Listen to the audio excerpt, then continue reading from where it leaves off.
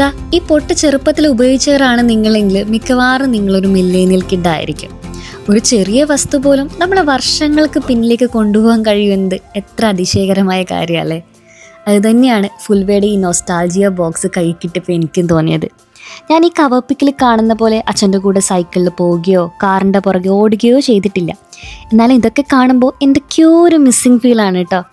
മാമ്പഴക്കാലം Kerala nostalgia box എന്ന് പേര് കൊടുത്തതുപോലെ തന്നെ എന്തൊക്കെ ഓർമ്മകളാണ് ഈ ഒരു ബോക്സ് കാണുമ്പോൾ മനസ്സിലേക്ക് വന്നതെന്നറിയാവോ? അല്ലെങ്കിൽ എൻ്റെ ഇൻസ്റ്റഗ്രാം ഫീഡ് മുഴുവൻ പഴയ ഓർമ്മകൾ കൊണ്ട് നിറഞ്ഞിരിക്കുകയാണ്. അതിൻ്റെ കൂട്ടത്തിലിതാ ഇതും.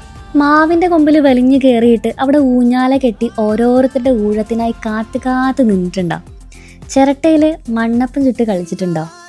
ഓടി വീണ് മുട്ടുപൊട്ടി കരയുകയും പിന്നെ ഉടനെ തന്നെ കമ്മ്യൂണിസ്റ്റ് വച്ചില്ലേ അതിൻ്റെ ഇലയൊക്കെ പറിച്ച് നീരെടുത്തി പുരട്ടി ആ മുറിവ് ഉണങ്ങാൻ വേണ്ടി കാത്തിരുന്നിട്ടുണ്ടോ? വെള്ളിയാഴ്ച മാത്രം നേരത്തെ എഴുന്നേറ്റ് ന്യൂസ് പേപ്പറിൻ്റെ കൂടെ ബാലരമ വരുന്നതും കാത്തിരുന്നിട്ടുണ്ടോ? എന്നിട്ട് അത് വായിച്ച് തീർത്തിട്ട് സ്കൂളിലേക്ക് പോയിട്ടുണ്ടോ? ക്ലാസ്സിൽ ആരെങ്കിലും ചക്ക വരട്ടിയതും മാമ്പഴപ്പുളിശ്ശേരിയും മാങ്ങാച്ചാറൊക്കെ കൊണ്ടുവരുമ്പോൾ എനിക്കും വേണം എന്ന് പറഞ്ഞ് അവരുടെ കൂട്ടത്തിൽ കൂടി നടന്നിട്ടുണ്ട്. ഇങ്ങനെ എന്തൊക്കെ കാര്യങ്ങളാണെന്നറിയോ കുറച്ച് നേരത്തിനുള്ള മനസ്സിലേക്ക് വന്നത്. ഈ ഫുൽവേയുടെ ബോക്സ് തുറന്നപ്പോൾ തന്നെ ആദ്യം കയ്യിൽ കിട്ടിയത് ബാലരമയാണ്.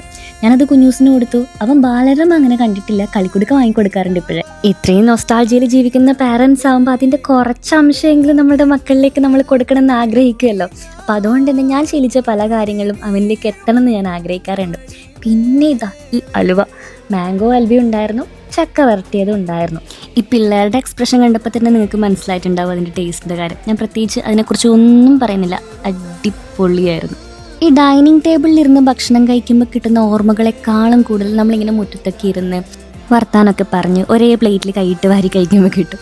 അപ്പോഴാണ് കുഞ്ഞൂസിൻ്റെ ഫ്രണ്ട് അവൻ വീട്ടിലേക്ക് വന്നത്. അവൻ ആദ്യമായിട്ടാണ് ഞങ്ങളുടെ വീട്ടിലേക്ക് വരുന്നത്.